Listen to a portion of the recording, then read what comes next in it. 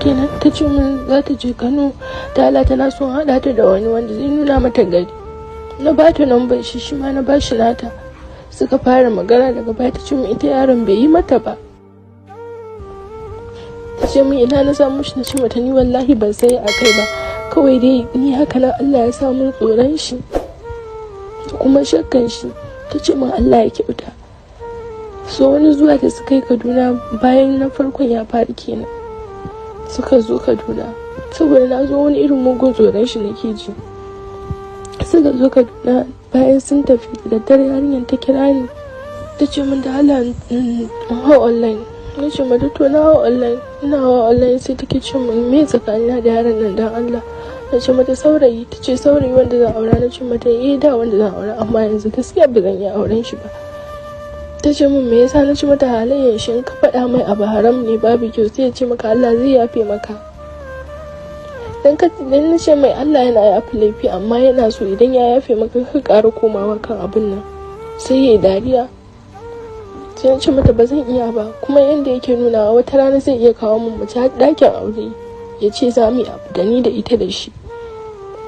Sai ta ce min rabu da shi, ba so na yake yi ba. Sai na ce mata kamanya. Sai take ce min sai na ce mata me faru? Ta ce min kawai rabu da shi. Na ce mata sai ta faɗa min menene. Shi ne sai ta turo min videos din. Ta ce min kalla abin da ya tura mata. Ina da na ce inna lillahi wa inna ilaihi raji'un. Shi ya tura miki? Ta ce min ta ce ma amma gashi nan ita wallahi yanzu za ta goge, daman ta ajiye ne saboda tana so ta nuna min kafin ta goge. Ta min screen recording gashi nan ta goge. Ne mata godiya. Tun daga nan sai muka zo sama muke magana da ita. Na zo na je Kano.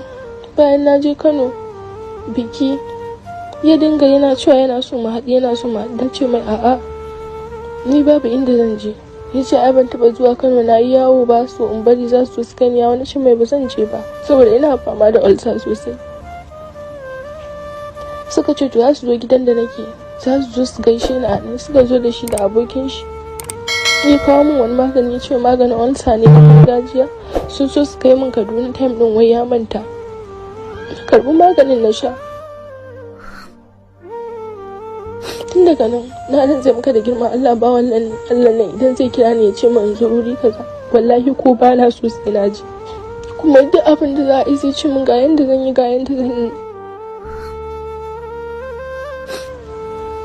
Kawai in ce mai to a wannan ne mahalin. Ya ce mai dan Allah ka daina ɗauka na bidiyo.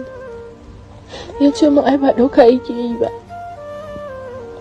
Bayan ya gama, tun daga nan da na dawo sai na yanke duk wani abu da zai haɗa ni da shi. Kawai sai wata ƙawata ta ce ma ai ya tura mata videos da ke ita ma tana ƙara lambar shi. Ta ce ya tura mata. Bayan ya tura mata na kira shi, ce mai ni ba san me na mai zaɓa hanyar ne ya tosarta ni ya wulaƙanta ni ba.